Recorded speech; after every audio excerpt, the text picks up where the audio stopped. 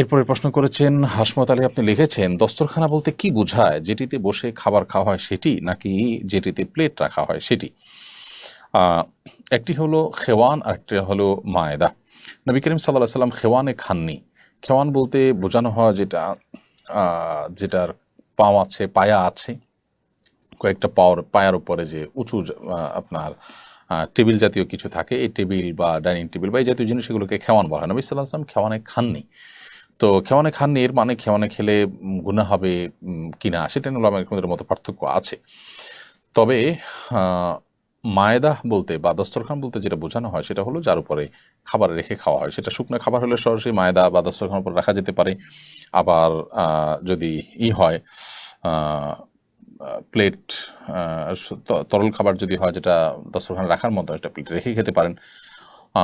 এই অর্থে দস্তরখানটা ব্যাপক। তার উপরে শুকনো খাবার রেখে খাওয়া যেতে পারে। আবার তরল বা আপনার ঝোল বিশিষ্ট খাবার হলে সেটি তার উপরে পাত্র রেখে বা প্লেট রেখে তার মধ্যে খাওয়া যেতে পারে। কিন্তু যেটা বিছিয়ে খাবার খাওয়া হয় সেটাকে দস্তরখান বলা হয়। এই বিছানো জিনিসটার উপরে কোনো কোনো ফ্রুট, ফল টল এগুলো সরাসরি রেখে খাওয়া যেতে পারে। আবার যেগুলো তরল সেগুলো প্লেটে খাওয়া যেতে পারে। সর্বাবস্থায় দস্তরখান বা মায়েদা বলা হয় চামড়ার হোক, প্লাস্টিকের হোক, কাপড়ের হোক, যেটা বিছে আমরা খানা খাই সেটাকে। অতএব এটার উপরে আপনি কী ধরনের খাবার খাচ্ছেন তার উপর নির্ভর করবে যে সে খাবারটা আপনি ডাইরেক্ট রেখে খাবেন না কীভাবে খাবেন, এটা একান্তই আপনার ব্যাপার। এরপরে সাবিহা সুলতানা সিথি, আপনি লিখেছেন চুল কালার করলে কি অজু হবে? চুল যদি আপনি কালার করেন তাহলে সেক্ষেত্রে অজু হয়ে যাবে।